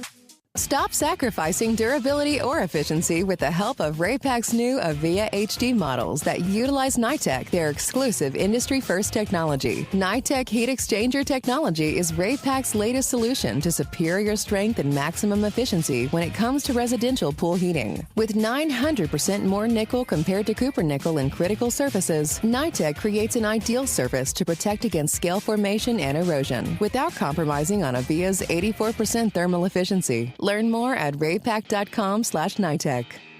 The next evolution in lighting is here. Universal Color Logic 2.0 from Hayward. The latest in pool and spa lighting was designed with you in mind, making installation a breeze. Upgrades include a detachable cord and first-of-a-kind adjustable lower catch to overcome variations in plaster thickness. As always, Universal Color Logic lights retrofit into virtually any in-ground pool or spa while delivering industry-leading, vibrant color. Visit Hayward.com to discover more. Welcome back, everybody, to the Pool Nation Live podcast. We continue our conversation with Rick and Alicia. Hey, I want to come back over here before we jump on and give a couple shout outs. Hey, look at this. Perfect timing. I just jumped on and Sienna, my daughter, jumped on. So, baby girl, hey, big shout out to you out there. Mr. Christopher Scott, what's going on? Big shout out to you. Poolside, pool service, Limping Elk Pools. Big shout out to you out there. He's faithful. Stone Line, big shout out to you. Coastal Cactus, Mr. Chris Marcano. Well, hello, Mr. Marcano. Mr. Marcano. Why is Mr. Marcano watching? I don't know. I'm kidding. I'm just giving him a hard time. I like Chris. Hey, Johnny from the Grit Game is listening as well. Nick Winning, what's going on? Groove Pools, Andy. Big shout out to all you guys. And then, of course, Mr. Corey Holland was saying, hey, I got 20 butter sticks delivered today. And I'm like, Butter sticks. Wow. what are butter sticks? I'm thinking that's a lot. I mean, of I butter. know the obvious butter Right. sticks. Yeah, that's like what Walmart you know. Plus will bring them right to your door. I But, yeah. thought that was kind of random, right? Right, Like yeah. butter Are after you we're talking him, baking? his pond. And I said, what are those? And he goes, 4 foot by 2 foot by 2 foot limestone blocks. Making a baseball field now, I'm going through a midlife crisis. So, Zach, that's what Corey Holland is doing. He's going through a midlife crisis, building a baseball field at his house next to Wow. his lake. I need to know how the butter sticks make the baseball field. I can't. Maybe they go fat. You slide faster because it melts. I don't know. Shout That's out so to Nick. You said Nick Winning. Yeah, I gave Nick a shout Yeah. out. Yeah, shout out. That's That's our guy, one of, Nick. that's one of Zach's Zach boys out there. So big shout out to you out there, Nick. And then Kevin came on here and said, Zach, because you were talking about it. Yes, what happens if we invest in our people and they leave? What happens if we don't and they stay? That's You know right. what though? Yeah. And someone that only stays 1 season or 2, they can still make a huge impact on your business, even in Absolutely. that short amount of time. So Absolutely. Mhm. Absolutely. So I want to continue our conversation. I do have a question because you guys talk a little bit about, wanting to be the best and be that 5-star service. And, you obviously have to work, to be able to offer that. It's not just, hey, this is my service and now I'm going to call it 5-star service and that means I'm going to get more. If you want to grow a 5-star business and when you guys are coaching your businesses that you help and stuff like that, what are some of the key things that you pinpoint to them that they should be doing to be that 5-star? Yeah. So you want to? no, go Okay. for it. So I think it starts with the people, Mhm. right? I mean, I think, Alicia brought up earlier, like when we talk about 5-star, are you a 5-star customer or a 5-star dealer, a 5-star service company? A lot of people think, yeah, we are. All right. And so you take a look at it, right? You analyze it, you work with them to determine if that's the right thing. But I think it really starts with having the right people. If you have that, if you've got employees that are kind of downers a little bit and not really into what's going on, like you really need to look at your people. So, you have to look at people, you have to look at your process. And a lot of people don't have process in their businesses. And, I think Zach mentioned earlier, it's one of the future classes that you guys are going to be doing.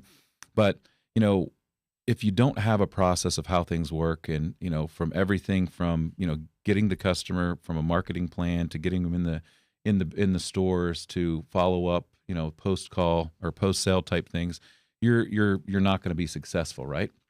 So I think we like to focus to make sure that they're looking at that mix. We talk about digital marketing. Are you digital marketing, or are you sending that mailer out once every 2 months, to your customers, and that's your marketing plan, right? So, that's where it is. Customer service is the follow up, the phone calls. If you had customers in, this past quarter and they haven't been in since, what are you doing to go? I don't know where they went. Where are you calling them? Are you following up? Are you sending them a coupon or a promo announcement, something to drive them back in the store?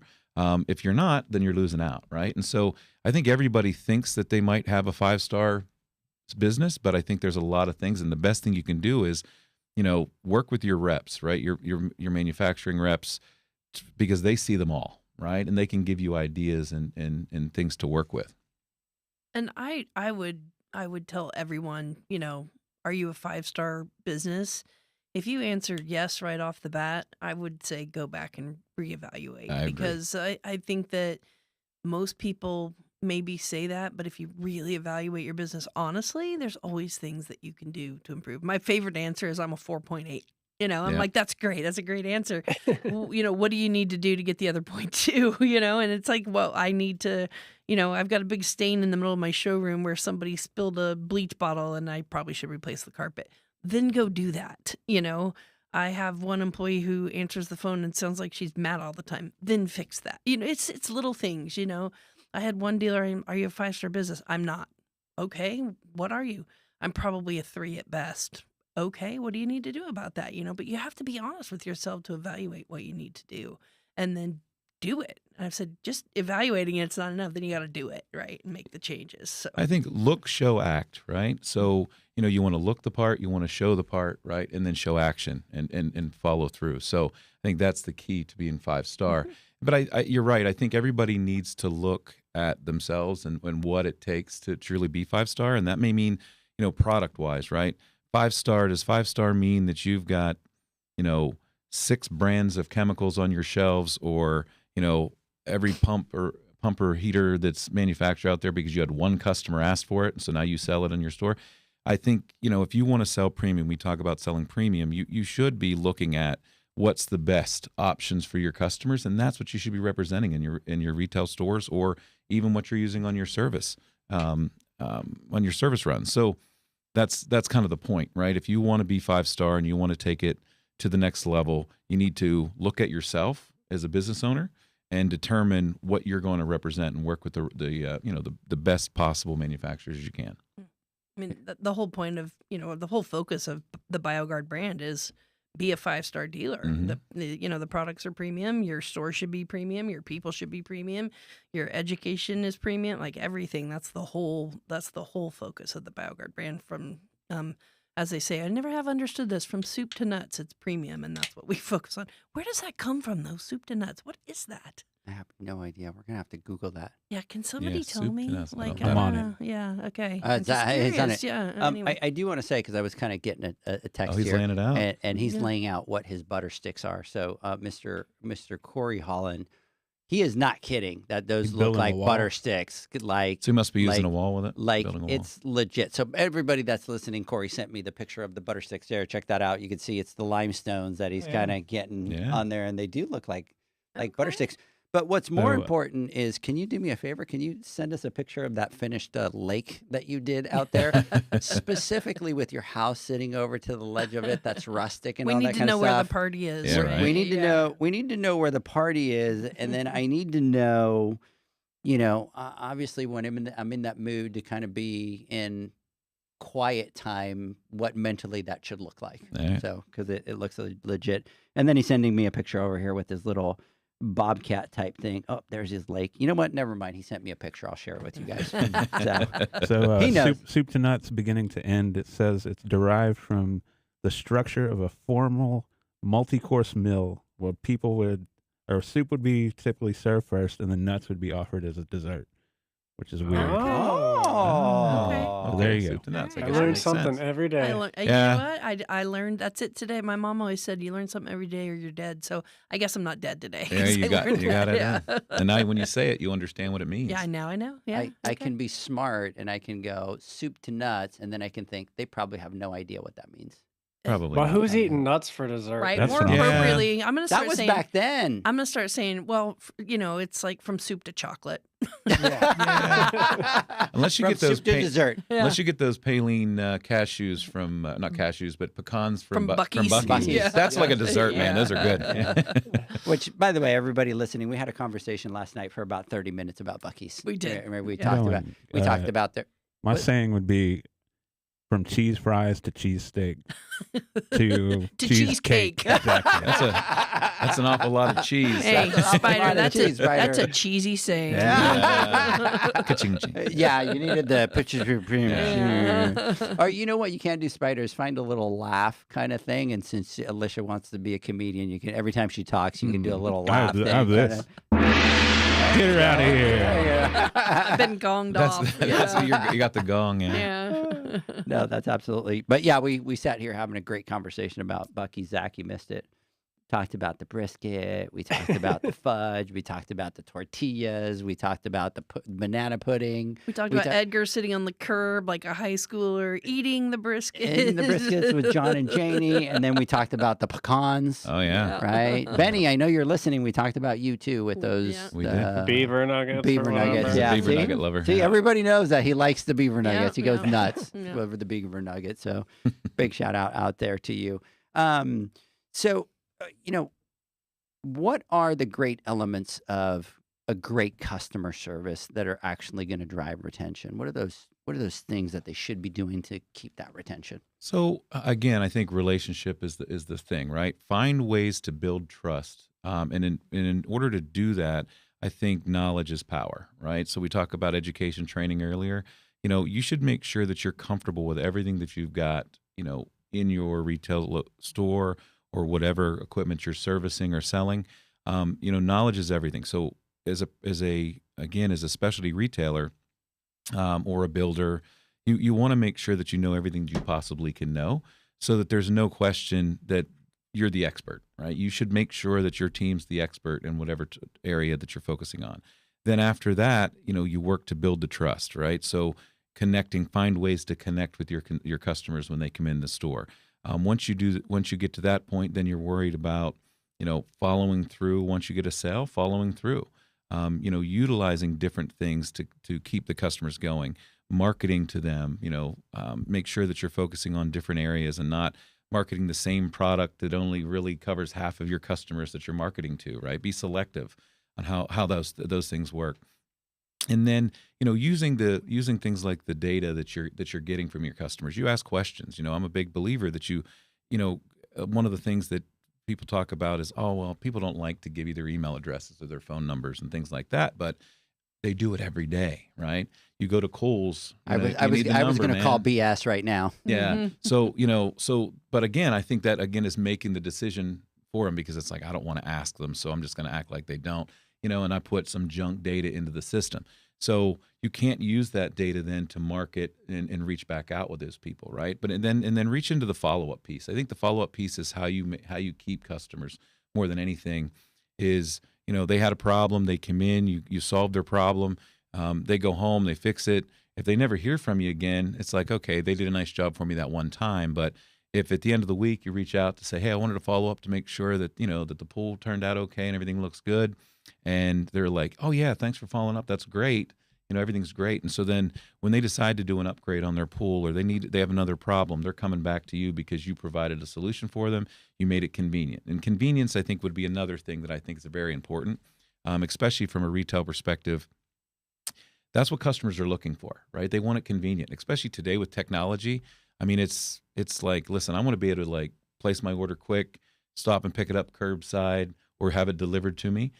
So if you don't offer those things, that's an issue, right? And again, customer service, you just want to make sure that you have the right people in the retail stores. You always talk about store hours. Oh yeah, right? I didn't even think about store hours. Yeah, thanks for the reminder.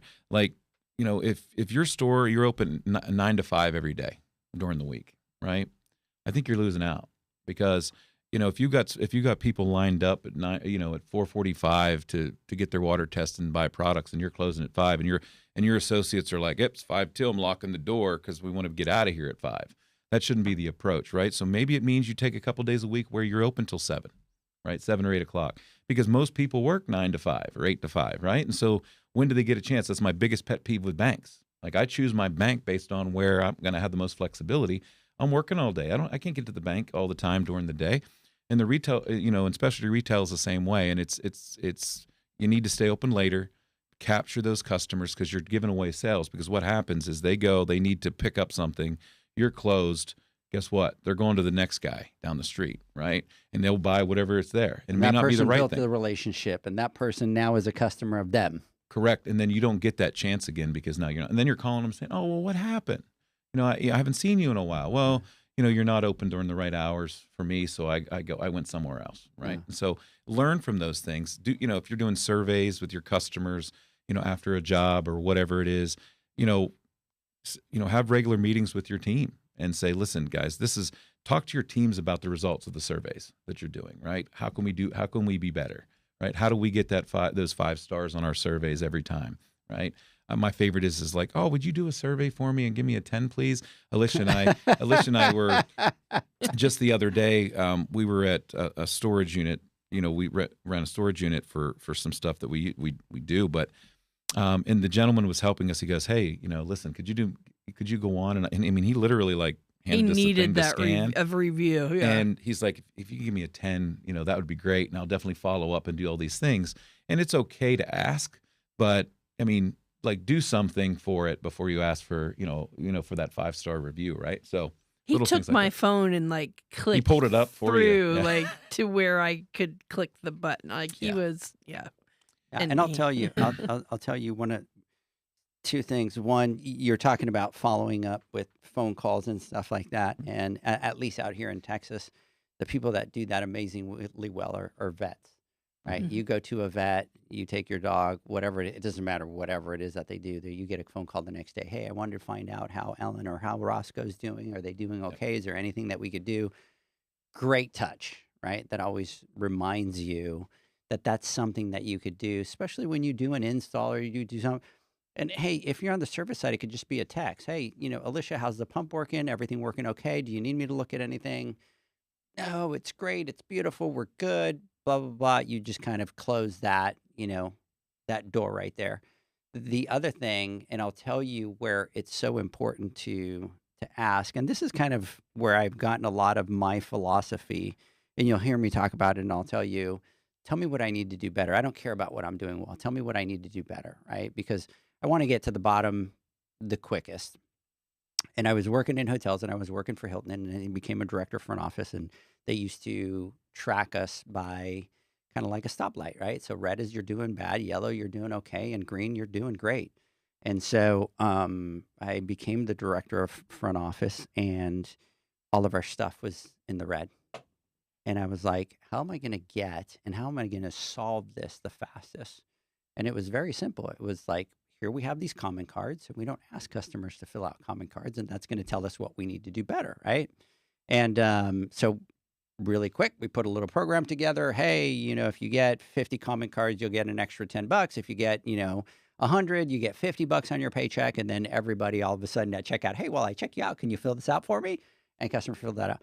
We just sat there. We just took that information. And then I said, hey, let's meet every morning and let's just kind of go over the comment cards and figure out what our biggest problems are.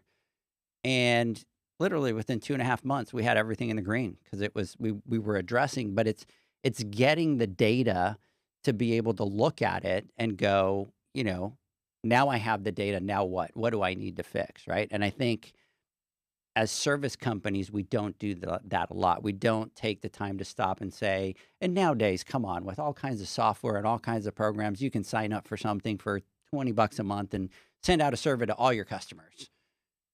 And then, hey, just solve what they're telling you that the problem is. And then that's going to creep you up to that 5-star. Yeah. That's what I was going to say. You're solving the problems that they're telling you are there, because you could be that 4.8 star company and you're just assuming, oh, we need to get better at these things. Well, maybe you're amazing at those things in the eyes of the customer. So I love / hate the negative feedback.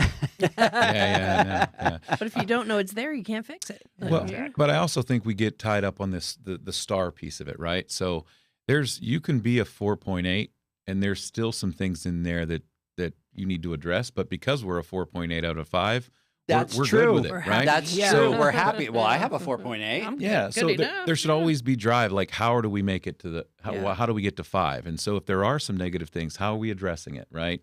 Responding to the surveys or responding to feedback on social. But the personal touch, I think, is important. So if somebody puts up a negative review, for one reason or another, like, you've got to have people that's watching that stuff in your businesses and follow up with them right away, right? Because sometimes they'll adjust it or amend it or, for whatever reason. But you've got to reach out to them and say, listen, just wanted to follow up. I see you had a bad experience. What can I do to help make your next experience better, right? And not just say, oh, well, how do I get this negative review down? It should be about, because then what happens is then they'll follow back up again and say, listen, I give them a lot of credit. They followed up right away. They rectified the problem, so now I'm changing my review, right? People just want to be heard. Yeah. Yeah. And let's be honest, like, nobody's perfect, right? Like, No. if I go somewhere and I see that you have 25 stars, I'm like, right? But what I do look for is the company at least acknowledging and saying, hey, you had a bad experience, call this number. You don't even have to say, You don't even have to get into you it. don't Yeah. get No. into it. Yeah. But Yeah, if please you give us a just call. go on there and you just say, hey, I really apologize about that. Can you give me a call? Let's figure it out. Let's figure it out. Yeah. Then you know that those people are looking, and okay, this is truly happening. Yeah. Because look, nobody's perfect. We're going to make mistakes. We're going to drop the balls with customers. Yeah, right? and be careful on social too, right? So I like the idea of saying, "Hey, give us a call. We'd love it," and kind of leave it at that. Yep. And don't go into the conversation in the thread, right? Nope. Of how you're going to fix it and that person's back and forth stuff, because that can be more negative than just a 3 out of 5 star, because they're seeing all this back and forth. It's better to to reach out to the person, acknowledge you're going to reach out to the person, and then move on from it. Yeah. And it's important to follow up right away, right? Absolutely. And again, I'm going back to my hotel days. We had, my supervisors used to hate it, but I had a 48-hour policy. So every customer that complained had to be addressed and fixed within 48 hours, right? Mhm. It was like, we're going to fix this and we're going to Yep. fix that right away. Same thing. Don't hide from it, right? And it doesn't matter if it's your fault. It's your fault. Fix it, apologize, and move on and learn from it. That's going to get you closer to the 5-star, right? Absolutely. Than doing that. So we were talking about customer retention, and this is something we've talked about a lot recently, especially when it comes to the service side and kind of the idea of like losing customers just as fast as you're picking them up on one end and losing them out the other. Can you talk about why customer retention is so important? Because I don't think that a lot of people put a lot of importance on it or truly understand why it is important. Yeah, I think everybody's always focused on, adding customers, getting new customers, and sometimes it's easy to forget, your existing customers. You could be, in some ways, you take them for granted, like they're going to be there, they're not going anywhere. And it's interesting sometimes how you lose those customers, right? It may not just be price, it may not be something that they offer different. It just might be because, well, they don't really do anything extra, right? Because of it. I use the analogy to, the cell phone industry does the whole, they always have these great offers, right? And programs and discounts for new people coming. They do nothing for you if you've been with them for 20 years, right? So I think you have to approach that, right? When it comes to retention, is don't forget about your loyal customers. And we talk about loyalty programs and ways to keep them, involved. Maybe they get certain things free after a certain period of time, or, if it's weekly maintenance, they get a weekly service, for free after so long, or whatever discounts. But I think you have to make sure that, you're again adding that personal touch to it as well. I like things like, you go to the backyard, you do what you do, you clean the pool, it looks good. How does it hurt to do a 30-second video, right? Talking to the customer, showing them the pool, please let us know if there's anything else you need, and you send it to them right then and there.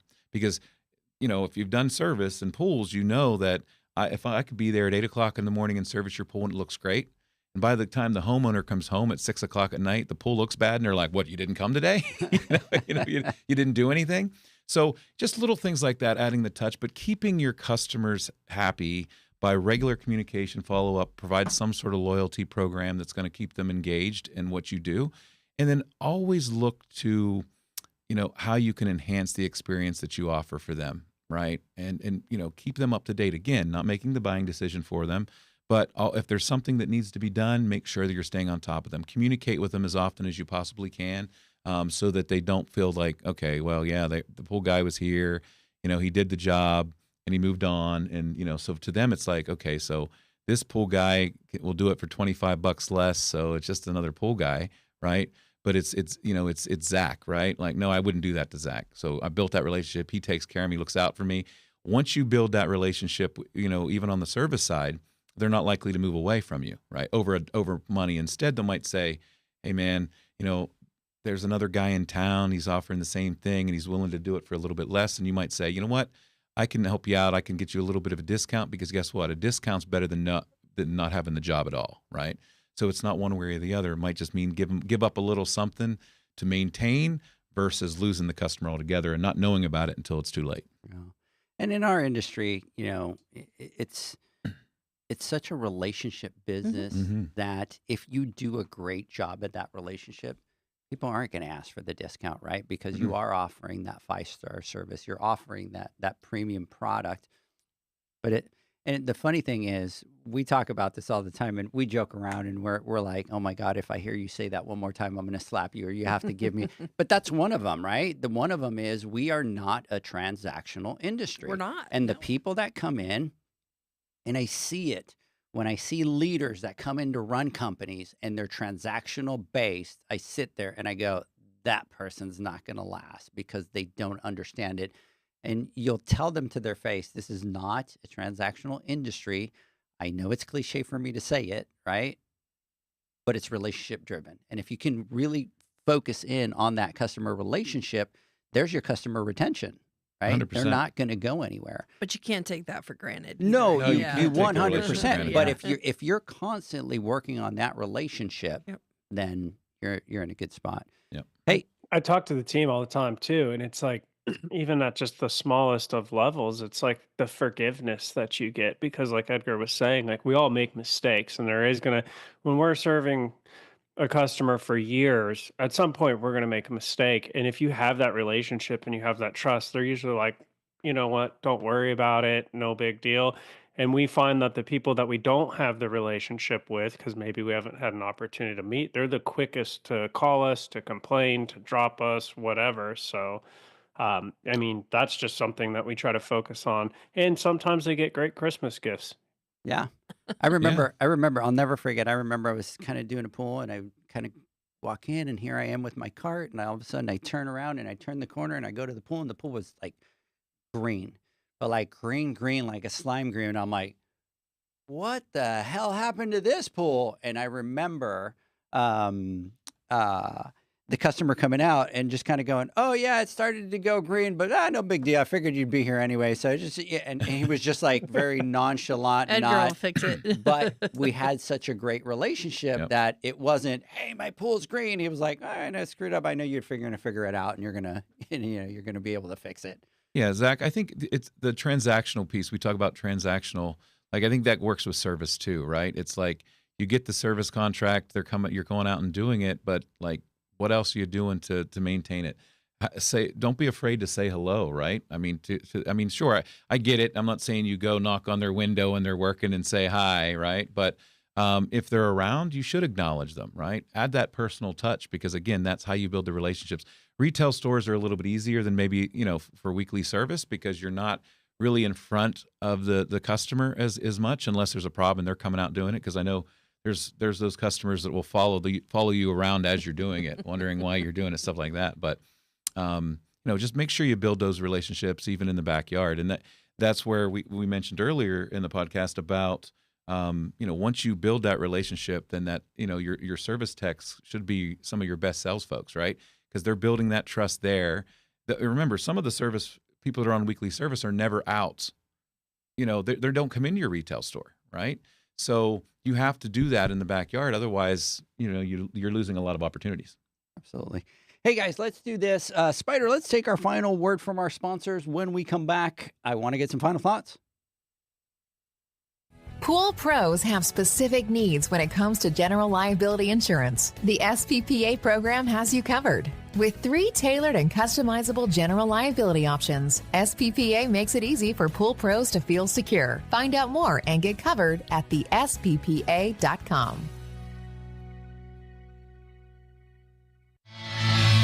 Now available, Pool Invoice. Pool Invoice is a pool billing software created specifically for the pool service and repair industry. It's developed for our industry and only our industry.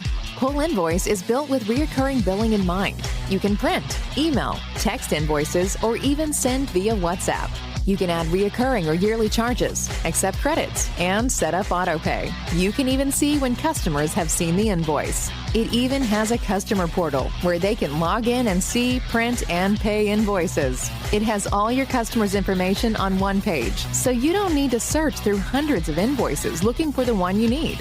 Just go to the customer profile and it's all at your fingertips. Created specifically for the pool industry, Pool Invoice. Now available at poolinvoice.com.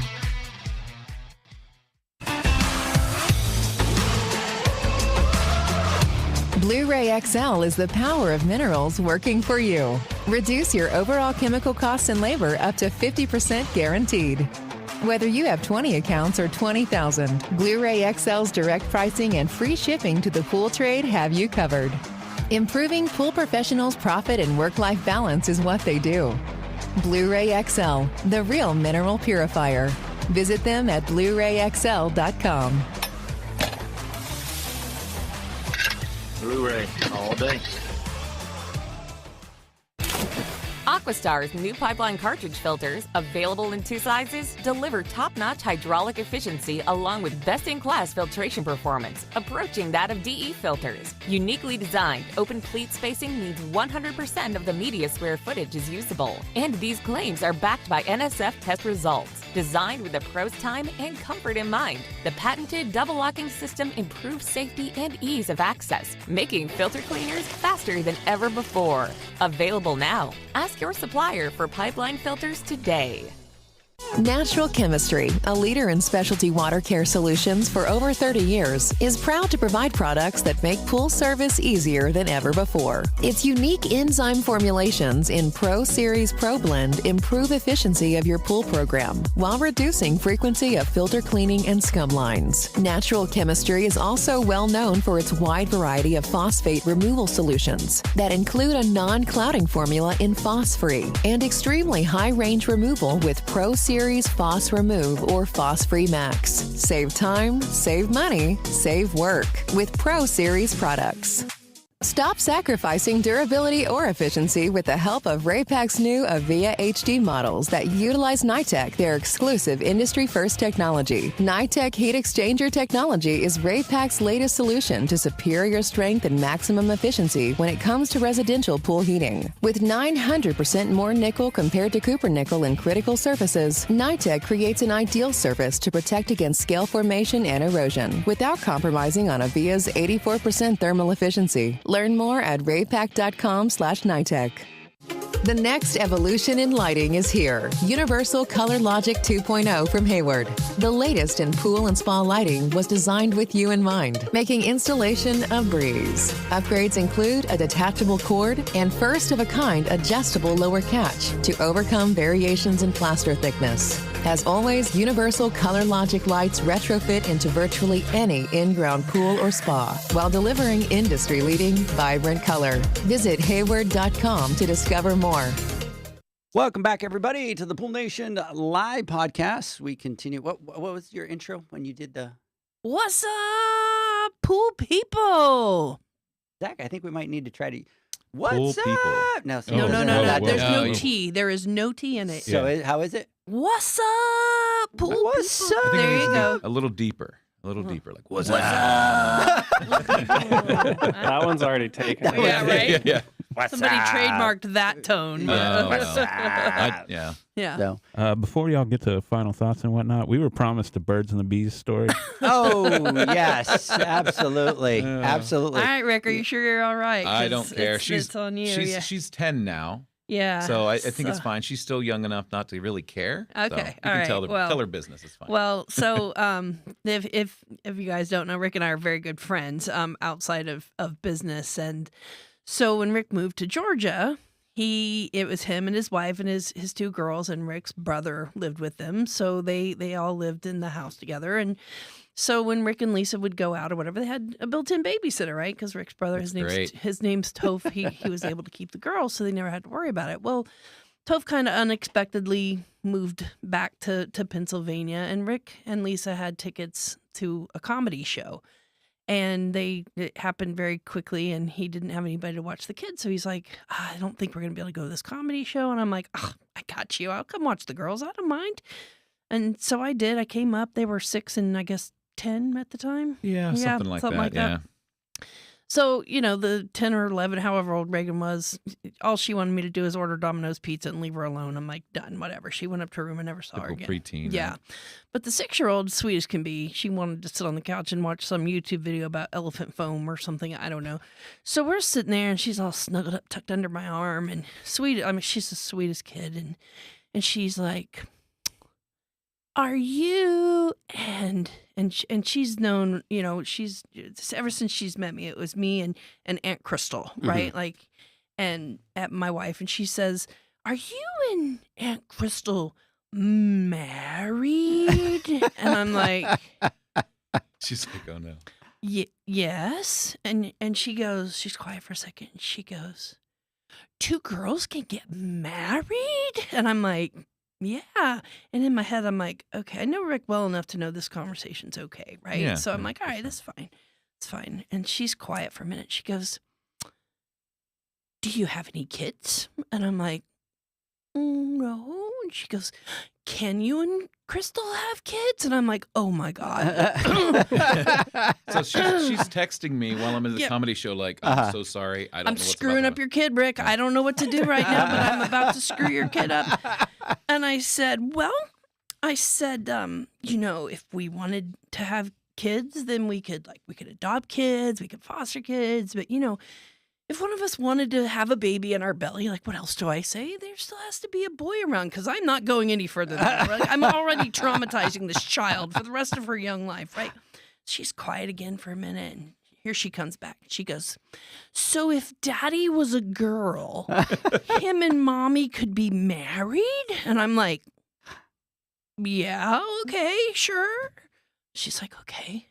And she goes, and Reagan and I would still be here because Toph is around. My brother. That was. And I'm like, yeah, sure. And as she's texting that to me, and I'm showing my wife goes, see, this is what I mean. What people everybody think. in the neighborhood thinks that anyway. Yeah, that was pretty funny. So I'm like, I'm totally like, I'm screwing up your kid right now. Like, I'm really sorry. You've damaged her. Yeah, I've damaged your child. I hope the comedy routine was fun. Here she is. Goodbye. Yeah, and you know how kids are, right? When they're at that age, it's the 20 questions thing. Yeah. It's always about, you can't. It's not a simple answer, response, Why? boom, done. Why? It's like Why? why? Why? Exactly. Why? Yeah. Because I said so. Why? Yeah. So, and it's like well thought out questions. Like, she No, had it that's down, awesome. But as long as Toph, he was living in the house when they were born. So, as long as he was around, it worked just fine. I'm like, you know what? Good enough. And she's 10, and I haven't clarified any further. Just Nope. let it go. Let her think. That's funny. Yes, and Aunt Alicia is not going to babysit anytime soon. If she ever says, "Can I ask you a question?" the answer is no. You asked your one question and you're it. That's it. So. Hey, Mr. Zacharias, let me get some final thoughts really quick. Sorry, my face is I know his jaw is cramping up over there. laughing. This is some great stuff that we covered today. This is stuff that we're really passionate about. And I know there's actually a bunch more questions, believe it or not, that we didn't get to that are just pure gold, but we got through a lot of good things today. And I think the question that we as business owners need to sit down and ask ourselves is, what can we do to move from a customer service mindset, which I would say is good, but a little more transactional, into being a customer experience provider and making it more relationship driven, and just look at what things we can do to offer our customers an experience throughout their lifetime with us. And I think that'll help move the needle from whether we're a 3-star or 4.2 star in our own minds, and move that up for us. And I just want to say thank you, Rick and Alicia, for coming out and talking about this. I love getting to talk to you guys and hear this information. I know there's a whole bunch more things to cover, and I'm sorry that I wasn't able to be there with you guys. I'm sure you had a lot of fun. Sure you ate some good food last night. Next time, for sure. Yeah. For sure. So did you do whiskey cake? Is that what I heard? We sure did. Yeah. We did. Next time. We did biscuit for breakfast too. And Norma's. Zach likes biscuit. Yeah, so. and we tried a place called Sidecar Social, which was really cool. And of course, we Ooh, did story. Summer Moon. Yeah, Summer Moon. Hello. Yeah, I mean, we The just Texas ate our way tour. through Plano and Frisco. Yeah. so. We did. So just to let you know, we had an extra 12 questions that we didn't get to. Holy so we're gonna have to have Rick Round come back two. for That's sure. fine. Yes. We'd be happy to Yeah. do it. Yeah, we're happy to be back for sure. I appreciate it. We really appreciate you guys coming out, Rick. It was great to be able to kind of get to spend some time with you. We are going to, we want you to come back to film some more stuff. So, and I know Alicia's coming back on the 11th. We're going to be filming some more stuff. So everybody stay tuned, download the Poolman University app, and you'll be able to kind of get all that content right there. Hope everybody has a great long holiday weekend. Yeah. Yeah, and we Memorial Day will weekend. catch me and John Wednesday on the Instagram Live, and hope you have a great weekend. Catch you later, Spider. See ya.